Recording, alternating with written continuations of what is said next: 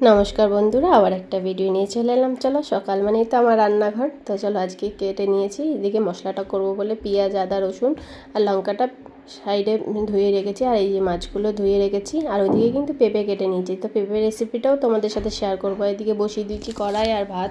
তো চলো, মাছটা আজকেরকার মতন আবার ম্যারিনেট করে নিই। তো নুন হলুদ দিয়ে মাছটা ভালো করে সুন্দর করে ম্যারিনেট করে নিই। আর এদিকেও কিন্তু বসিয়ে দিয়েছি কড়াই গরমে। তো মাছটা নুন হলুদ মাখিয়েই কিন্তু আমি চলে যাব মশলা করতে। তো আজকে যেহেতু মিক্সিতে করব না, আজকে অল্প একটু মাছের ঝাল করব। আর এটা কিন্তু ভোলা মাছ, আজকে ভোলা মাছের ঝাল করব। আর এটা বেশ ছোটো ছোটো ভোলা মাছ, বেশ ভালো লাগে খেতে যদি ঝাল করা হয়। তো চলো, আজকে সিলে মশলা করব। তো নিয়ে নিলাম আদা, রসুন, কাঁচা লঙ্কা আর হালকা একটু জিরে।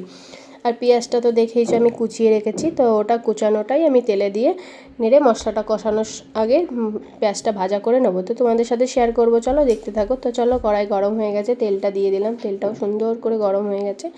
এবার দিয়ে দেবো এক এক করে সব মাছগুলো। তো চলো, মাছগুলো ভেজে নিই এবার। আর এদিকে কিন্তু ভাতও হয়ে গেছে। তো মাছগুলো বসিয়ে দিলাম এক এক করে ভাজাতে। আর মাছটা বেশ উল্টে পাল্টে ভেজে নেবো লাল লাল করে। তো চলো, যেহেতু অনেকগুলো মাছ আছে, একটু ভাজতে সময় লাগবে।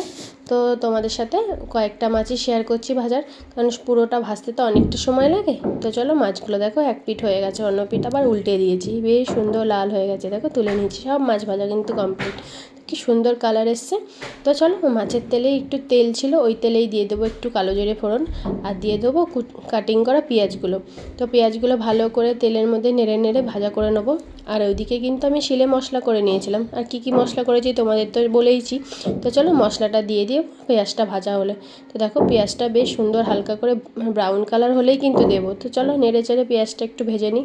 আর পেঁয়াজটা ভাজা হয়ে গেলেই তখন দিয়ে দেবো মশলাটা। তো দেখো, পেঁয়াজটা বেশ নেড়ে চেড়ে ভাজছি, দেখো সুন্দর একটা ব্রাউন কালার এসে গেছে। তো চলো, মশলাটা দিয়ে দিই। এবার মশলাটা দেওয়া হয়ে গেছে। এরপরে দিয়ে দেবো স্বাদ মতন হলুদ, আর দিয়ে দেবো স্বাদ মতন নুন, যতটুকুনি লাগে, যে যতটা খেতে চাও ততটুকুনি। আর ভোলা মাছে কিন্তু বেশি লবণ দিলে বেশি লবণ হয়ে যায়। তো চলো, আজকে আবার যেটুকু স্বাদ মতন লবণ দিয়ে এবার নেড়ে চেড়ে কিন্তু মশলাটা ভালো করে সুন্দর করে কষিয়ে দিতে হবে। আর তোমাদের বলেইছি মশলাটা কেমনভাবে কষাবে, যেমন তেল ছেড়ে আসবে। আর এই দেখো কত সুন্দর, দেখো লাস্টে মশলাটা কষানো হয়ে গেলে হালকা হালকা করে কড়াইয়ে কিন্তু লেগে আসবে। তো চলো, মশলাটা প্রায় আমার কষে গেছে। আর দেখতে পাচ্ছ কতটুকুনি হয়ে গেছে মশলাটা কষানোতে। তো সুন্দরভাবে ভাজা ভাজা হয়ে গেছে। চলো, এবার দিয়ে দেবো হালকা করে জল। যেহেতু ঝাল করব, বেশি কিন্তু জল দেব না, তো অল্পই দেবো। তো চলো, জল দিয়ে একটু নাড়াচাড়া করে নিলাম। মশলাগুলো যেহেতু খুন্তির গায়ে এবং যে কড়াই লেগেছিলো, বেশ নেড়ে চেড়ে এক জায়গায় করে বেশ, এবার ঝোলটা একটু ফুটতে দেবো। ফুটে গেলে দেখো ঝোলটা কিন্তু ফুটে গেছে। এবার এক এক করে সব মাছগুলো ছেড়ে দেবো।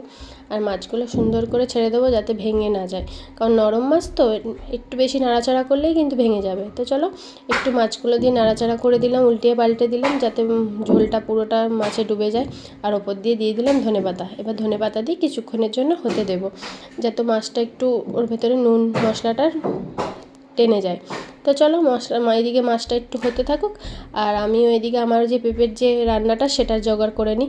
তো চলো, মাছটা দেখো খুব সুন্দর কিন্তু হয়েছে, কালারটা কিন্তু দারুণ এসছে। আর মাছের ঝালটা আজকে তোমাদের কেমন লাগছে অবশ্যই তোমরা জানিও। আর তোমরা কারা কারা ভোলা মাছ খেতে খুব ভালোবাসো সবাই একটু কমেন্ট বক্সে জানিও। সবাইকে জানা অনেক অনেক ভালোবাসা।